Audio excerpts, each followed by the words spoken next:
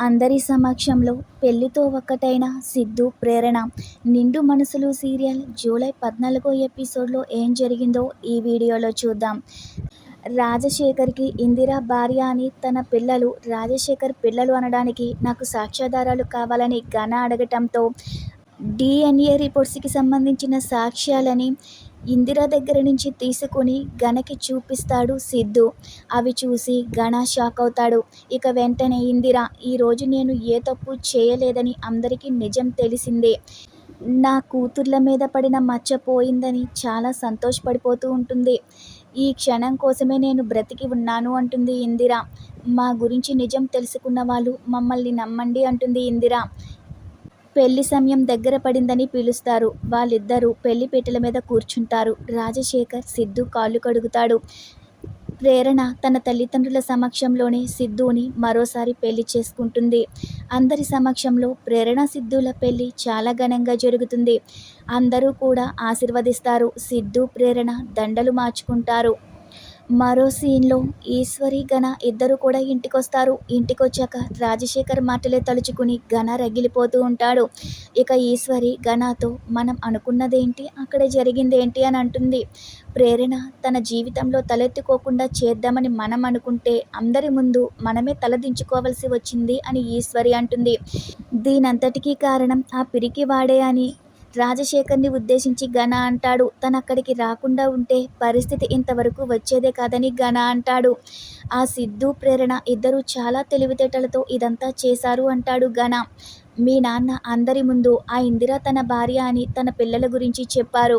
ఇప్పుడు బయటికి వెళితే నలుగురు నన్ను ప్రశ్నిస్తారు. నేనేం సమాధానం చెప్పుకోవాలరా, మనం ఓడిపోయాం. ప్రేరణ ఓడించిందని ఈశ్వరి అంటూ ఉంటే, నేనంత ఈజీగా ఓటమిని ఒప్పుకోను అంటాడు ఘన. మళ్ళీ ఆయన ఎక్కడికి వెళ్లరు, మన దగ్గరికే వస్తారని ఘన అంటాడు. ఇది వాళ్ళు ఛాలెంజ్లో గెలవడం కోసం చేసిన పనే, నాకు తెలిసి ఆయన్ని వాళ్ళు అక్కడ ఉండనివ్వరు అంటాడు ఘన.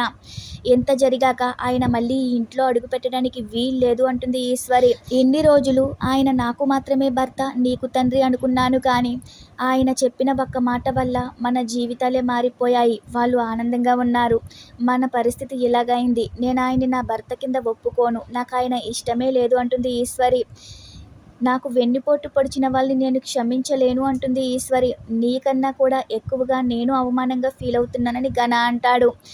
ఆ సిద్ధు, ప్రేరణల మీద పగ తీర్చుకోవడానికి నేను ఎన్నో ప్రయత్నాలు చేశాను.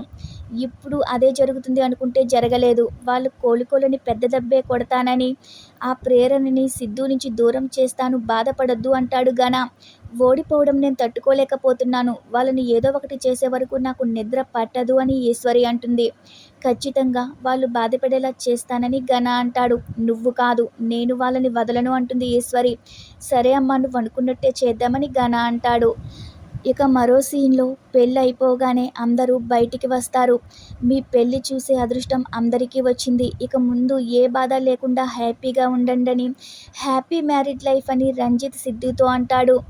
ఇది అంతా నీ సహాయం వల్లే జరిగింది, మీరు నాకు చాలా హెల్ప్ చేశారని సిద్ధు రంజిత్తో అంటాడు. ఇక ఐశ్వర్య కూడా, మీ పెళ్ళి ఒకప్పుడు అనుకోని పరిస్థితుల్లో జరిగింది, ఇప్పుడు ఎంతో ఆనందంగా అందరి సమక్షంలో జరిగిందని ప్రేరణతో అంటుంది. ఇక మీ మీద ఉన్న నిందలు కూడా తొలగిపోయాయి అంటుంది ఐశ్వర్య. అవును, నాకు కూడా చాలా సంతోషంగా ఉంది అంటుంది ప్రేరణ.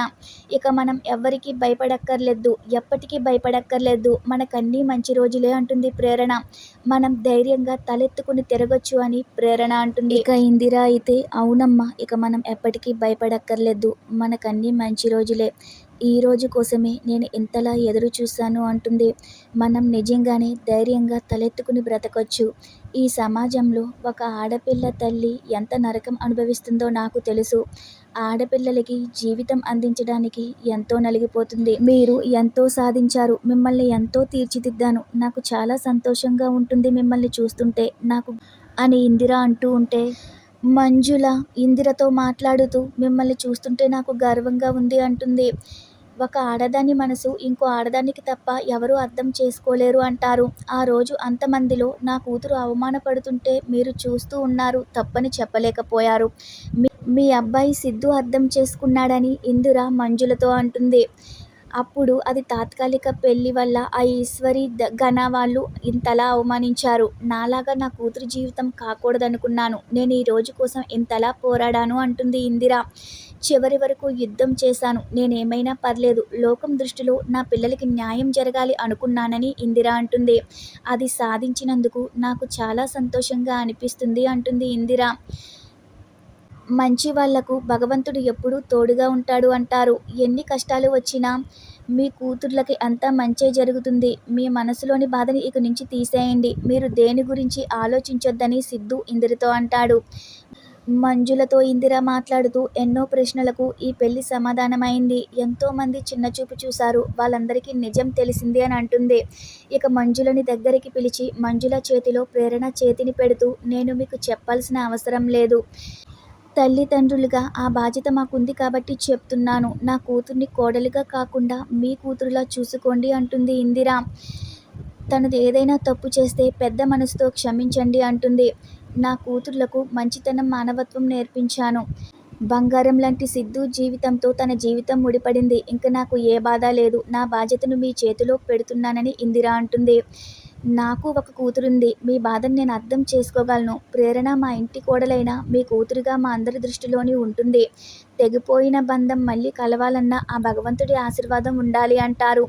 నా కొడుకుని నీ కూతురికి రాసిపెట్టి ఉంది. ఎవరు ఎన్ని ప్రయత్నాలు చేసినా వాళ్ళ పెళ్లి అనుకున్నట్లే జరిగింది. వాళ్ళు ఆనందంగా ఉంటారు. మీరు వాళ్ళ గురించి భయపడాల్సిన అవసరం లేదని మంజుల ఇందిరతో అంటుంది. అదంతా చూస్తున్న విజయానంద్ మాత్రం ఏంటో నేనొకటి కోరుకుంటే ఇంకోటి అయింది. నా జీవితం ప్రశ్నగా మారిపోయింది. ఇప్పుడు ఈ రాజశేఖర్ వెంట అసలు నిజం రాకుండా చేయాలని అనుకుంటూ ఉంటాడు. రాజశేఖర్ విజయానంద్ ఇందిరలను చూస్తూ మీరు మాకన్నా పెద్దవాళ్ళు. మా కూతురికి ఏ కష్టం రాకుండా చూసుకుంటారని నాకు తెలుసు. అయినా ఒక ఆడపిల్ల తండ్రిగా నేను చెప్పాల్సిన మాట ఒకటుంది. నా వల్ల నా పిల్లలు నా భార్య ఎన్నో కష్టాలు అనుభవించారు. ఇక వాళ్ళ జీవితంలో ఆనందం తప్ప ఏమీ ఉండకూడదు. తనకి ఏ ఇబ్బంది రాకుండా చూసుకోండని వేడుకుంటాడు. మీరంతలా చెప్పాల్సిన పని లేదు. నిజం అందరికీ తెలిసింది. దేని గురించి ఆలోచించొద్దు. అందరూ ధైర్యంగా ఉండండని మంజుల అంటూ ఉంటే అప్పుడే విజయానంద్ మాట్లాడుతూ ఇప్పుడు మనం వియ్యంకులం అయిపోయాం. నీ కూతురు మా ఇంట్లో బాగానే ఉంటుంది. ఇక మిగిలిందంతా నీ చేతుల్లోనే ఉంటుందని అర్థమయ్యేలా అంటాడు. నువ్వన్నీ మర్చిపోవాలి అంటాడు. ఇక తర్వాత ఇందిర ప్రేరణతో మాట్లాడుతూ నీ భర్త వెంట ఉండి నీ భర్తని గెలిపించు. నువ్వు గెలుస్తావు అంటుంది. మేము వెళ్ళొస్తామని సిద్ధు ప్రేరణలను మంజుల వాళ్ళు అక్కడి నుంచి తీసుకెళ్ళిపోతారు. వాళ్ళు అలా వెళ్ళిపోగానే రాజశేఖర్ ఇందిర మీద చేయి వేస్తాడు. అయితే ఇందిర మాత్రం మాట్లాడకుండా లోపలికి వెళ్దాం పద ఐశ్వర్య అంటూ ఐశ్వర్యని లోపలికి తీసుకుని వెళ్ళిపోతుంది. ఈ రోజుతో ఈ ఎపిసోడ్ పూర్తవుతుంది. రేపటి ఎపిసోడ్లో మళ్ళీ కలుద్దాం. Thanks for watching our video.